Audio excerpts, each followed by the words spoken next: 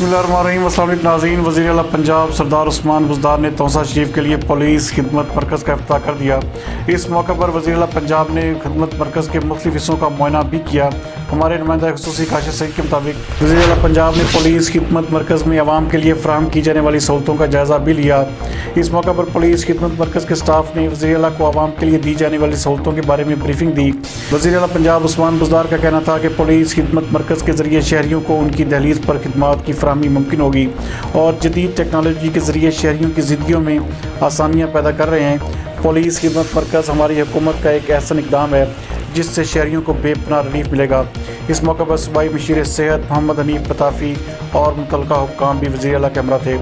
एक और खबर शामिल करते हैं तौसा शरीफ से ही, जहाँ पर वज़ीर आला पंजाब सरदार उस्मान बुज़दार ने गवर्नमेंट टेक्निकल ट्रेनिंग इंस्टीट्यूट का संग बुनियाद रख दिया। मज़ीद इस हवाले से देखते हैं काशिफ़ सईद की ये रिपोर्ट। नागा दी तामीर थींदी पई है जिहदे विच गरीब लोगों को फायदा मिलसी। खिदमत सेंटर तुहाडे सामने अपना काम शुरू कर देते हैं।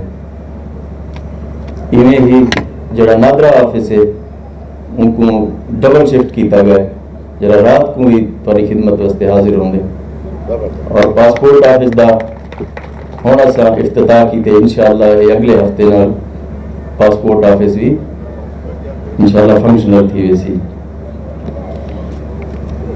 और मैं दसिया गया कि तौसे दे विच हाउसिंग सोसाइटी जी हाउसिंग स्कीम है उनके सीवर और टफ टाइप शायद रह गए वो भी कंप्लीट की थी वैसी इंशाअल्लाह।